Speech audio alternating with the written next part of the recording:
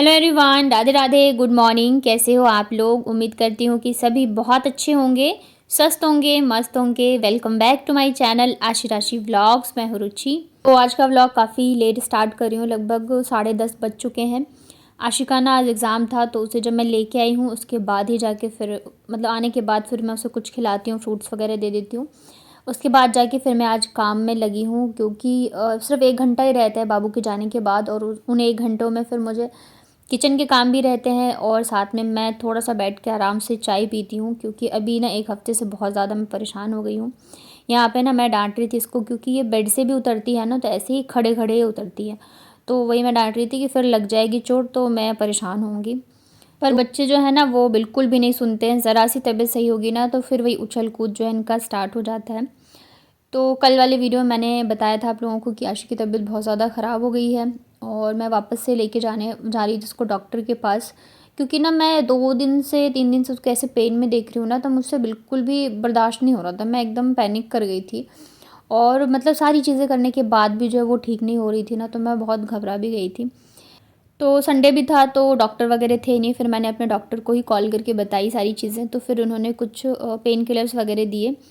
तो फिर उसको मैंने वो दिया, इसके अलावा फिर वही आयोडेक्स वगैरह, हल्दी वाला दूध, जो भी चीज़ें होती हैं सारी चीज़ें मैंने करी।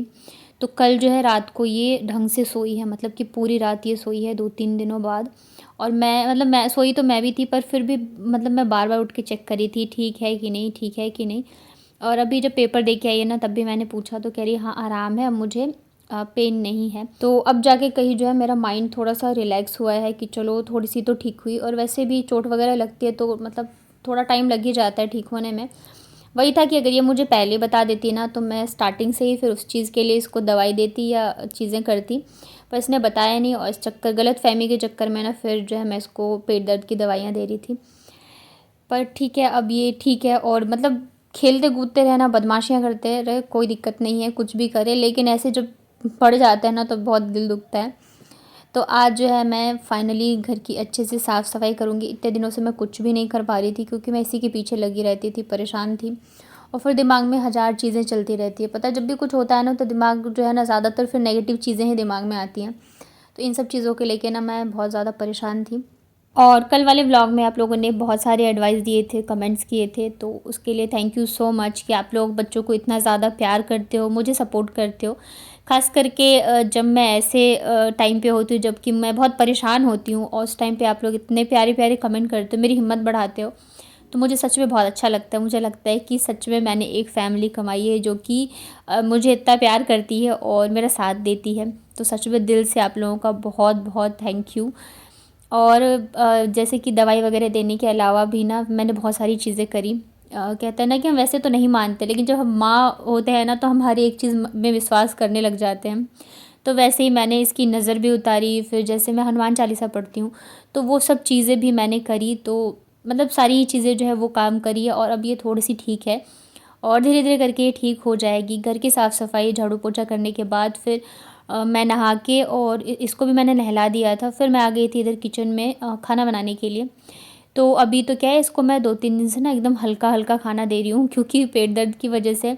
और ये मुझे ना बोल रही है कि मुझे हरी मूँग की दाल खानी है। तो मैंने कहा चलो जब इसको वैसी कुछ प्रॉब्लम नहीं है तो मैं आज से इसको ढंग का खाना दूँगी, क्योंकि फिर खिचड़ी खा-खा के ना वो भी परेशान हो गई थी और वीकनेस भी आ जाती है और वो वैसे ही इतनी कमज़ोर है। तो इधर मैंने दाल बॉईल करने के लिए रख दी है और ये जो मिर्ची है ना, ये मोटी वाली, ये काफ़ी सारी रखी थी, रखे-रखे ख़राब हो रही थी। तो मैंने सोचा कि मैं मिर्ची और प्याज का अचार भी बना लेती हूँ, खाने में थोड़ा-सा अच्छा-सा टेस्ट आता है। तो यहाँ पे ना फिर मैंने सरसों के तेल में ना हींग डाला है, इसके अलावा सौंफ और हाँ, सौंफ डाली है, जीरा डाली है और राई डाला है। जब वो अच्छे से चटक गए तो यहाँ पे मैंने प्याज और हरी मिर्च डाल दी है। मोटी वाली जो हरी मिर्च होती है वो ज़्यादा तीखी नहीं होती है, कोई-कोई सी होती भी है। तो प्याज जो है मैं इसमें ज़्यादा डालती हूँ और इसके अलावा मोटी वाली मिर्च डाली है मैंने काट के। इसमें नमक और हल्दी डाली है। तेल और जो नमक है वो थोड़ा ज़्यादा डालेंगे हम। तो 2 मिनट जो है मैंने इसको फ्राई किया। उसके बाद यहाँ पे मैंने डाला है 1.5 चम्मच के करीब धनिया पाउडर और इसको भी मैं 2 से 3 मिनट के लिए फ्राई कर लेती हूँ। इसे हमें ज़्यादा पकाना नहीं रहता है, मतलब कि गलाना नहीं है। और उसके बाद सबसे लास्ट में मैं यहाँ पे डाल रही हूँ अमचूर पाउडर। अमचूर पाउडर भी मैंने 1 से 1.5 चम्मच के लगभग डाला है। उसके बाद फिर गैस को बंद कर देंगे और सबसे लास्ट में मैं इसमें डालूँगी नींबू। क्योंकि अचार है तो खट्टापन और तीखापन तो रहना ही चाहिए। और आप चाहो तो इसमें लाल मिर्च भी ऐड कर सकते हो अगर आपको ज़्यादा तीखा खाना हो तो। मुझे तो ये मोटी वाली मिर्च भी मतलब कोई कोई सी तीखी होती है, तो इस वजह से मैं लाल मिर्च जो है नहीं डालती हूँ। तो यहाँ पे देखिए हमारा अचार बन के रेडी हो चुका है। ये देखने में जितना अच्छा लग रहा है ना, उससे कहीं ज़्यादा खाने में टेस्टी है। सिर्फ पराठे के साथ या चावल के साथ खाओ, बहुत ही अच्छा लगता है। मेरे घर में तो बच्चे भी खाना बहुत पसंद करते हैं। अभी सेम कढ़ाई में ना मैं जो मैंने हरी मूंग बॉईल करके रखी है उसमें तड़का लगाऊंगी।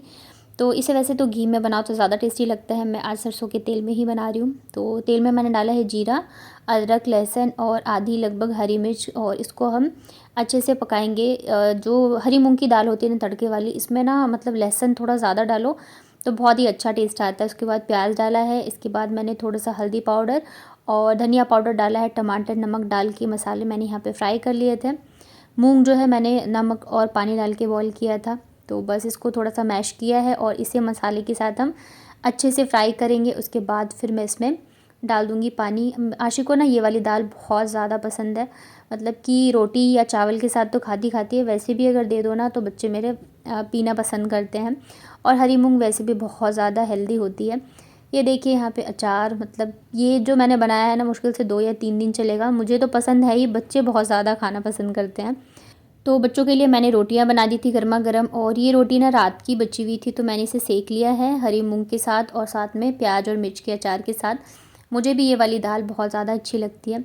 मुझे ना रोटी ना मतलब गर्मा गर्म ही खाना अच्छा लगता है। मतलब एक होता है ना कि रात की बच गई या सुबह की बच गई, तो वो मैं चावल खा लूँगी बची हुई, लेकिन ना रोटी मेरे से नहीं खाई जाती। रोटी मुझे हमेशा गर्म ही चाहिए होता है। और सेम आदत मैंने बच्चों की भी लगा रखी है, तो इस वजह से मैं फिर उसको अगर सेक देती हूँ ना तो खा लेती हूँ, क्योंकि फिर बची हुई रोटी फेंकना भी अच्छा नहीं लगता है। तो ऐसे ही मैं सेक के फिर खा लेती हूँ। तो उसके बाद ना खाना वगैरह खाने के बाद फिर हम लोग सो गए थे दोपहर में। और अभी इतनी ज़्यादा थकान है ना मेरी, और नींद भी कई दिनों से पूरी नहीं हुई है, तो मतलब बेड पे जाते के साथ ही मुझे ऐसा लगता है कि बस सो जाऊँ। लेकिन बच्चे जो है ना वो सोते नहीं रहते हैं, बहुत मुश्किल से सोते हैं दोनों। एक को सुलाओ तो दूसरा नहीं सोएगा, दूसरे को सुलाओ तो ऐसे ही चलता रहता है। तो फिर दोनों को डांट डांट के मैंने सुलाया, और उसके बाद थोड़ी देर मैंने भी रेस्ट किया। फिर यहाँ पे उठ के मैं आ गई थी चाय बनाने के लिए। दोनों बच्चे सो रहे थे तो मैंने सोचा कि मैं आराम से बैठ के तब तक चाय पी लेती हूँ।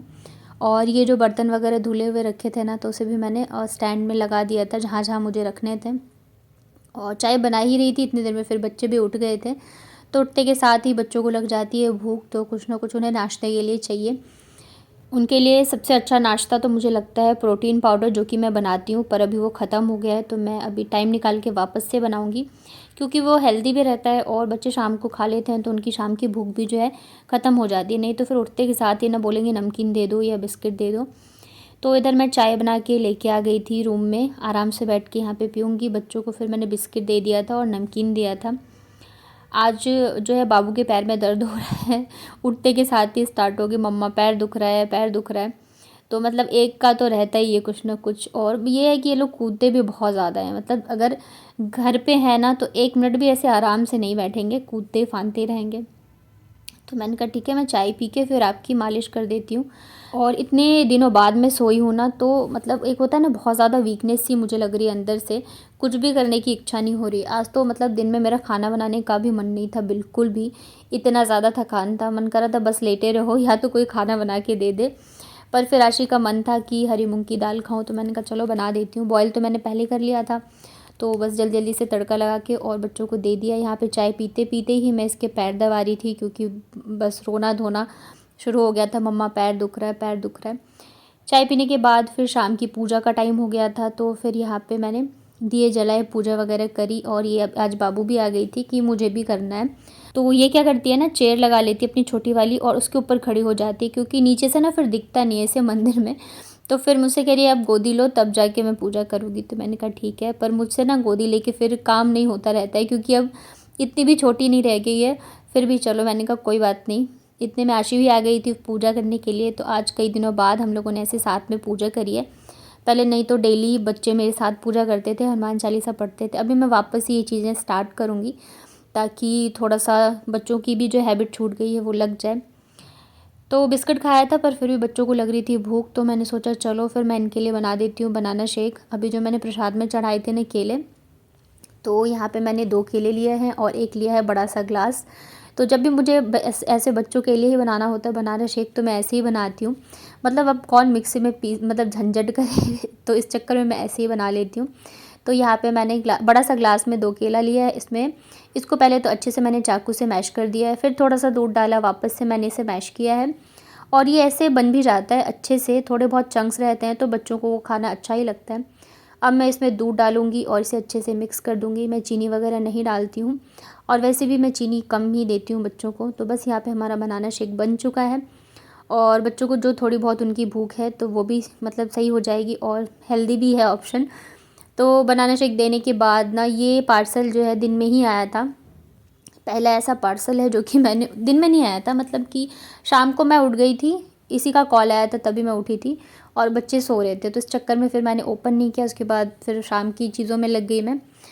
तो अब जाके फाइनली मैं इसको ओपन कर रही हूँ। हमेशा की तरह बच्चे बहुत एक्साइटेड थे, मम्मा क्या आया है क्या आया है। तो इसमें मैंने मंगवाया है एक सेल्फ़ी स्टिक और साथ में ये ट्राइपॉड भी है और सबसे अच्छी चीज़ है कि ये फ़ोल्ड होके इतना छोटा सा बन जाता है। काफ़ी अच्छी इसकी क्वालिटी है और इसका भी ना कोलैब ही आया था मेरे पास, पर कुछ जो कोलैब होते हैं वो मतलब पूरी पेमेंट वो लोग करते हैं। कुछ ऐसे होते हैं जो कि थोड़े एक्सपेंसिव होते हैं, तो उसमें या तो आपको 80% 90% ऐसे करके वो पेमेंट करते हैं। बाकी जो 30 या 20% होते हैं वो आपको करना होता है। तो इस वाले में भी वही था, आई थिंक ये 85% का था। तो मैंने ले लिया क्योंकि ये काफ़ी अच्छा है ट्राइपॉड। वैसे अगर मैं ख़रीदूँगी ना तो मुझे बहुत ज़्यादा महंगा पड़ता और बहुत क्वालिटी वाइज हर एक चीज़ से ये बहुत ज़्यादा अच्छा है। आप चाहो तो एज ए सेल्फ़ी स्टिक भी यूज़ कर सकते हो, छोटा सा ट्राइपॉड भी बना के यूज़ कर सकते हो। पहले तो मुझे ना इसको खोलने में ही टाइम लग गया और ये देखिए यहाँ पे ना मेरा पहले वाला ट्राइपॉड रखा है और साथ में जो अभी आया है वो रखा है। जो मेरा पहले वाला ट्राइपॉड है ना, वो पहली चीज़ तो बहुत ज़्यादा स्पेस लेता है। आप देख सकते हो इसे मैं किचन में तो लगा ही नहीं सकती हूँ क्योंकि थोड़ा वैसा है और ये टूट भी गया था एक यहाँ से और यहाँ से बिल्कुल ही अलग हो चुका है। बस इसे मैं जैसे तैसे चला रही थी, मैंने इसको चिपकाया भी फेविक्विक से, फिर भी ये नहीं चिपका और मतलब कई बार ऐसे होता था कि गिर जाता था और साथ में मेरा फ़ोन भी गिरता था। तो मुझे बहुत ज़्यादा ज़रूरत भी थी और बहुत अच्छा आ गया मेरे पास डील। इसमें ना ये जो ऊपर का है तो ये फ़ोन होल्डर मैंने अलग से मंगवाया हुआ है 250-300 का और ट्राइपॉड अलग है। इसका जो होल्डर था वो तो आया उसके 2 दिन बाद ही टूट गया था। तो ये होल्डर जो है मतलब ये मैंने अलग से अमेज़ोन से शायद मंगवा के फिर अटैच किया था।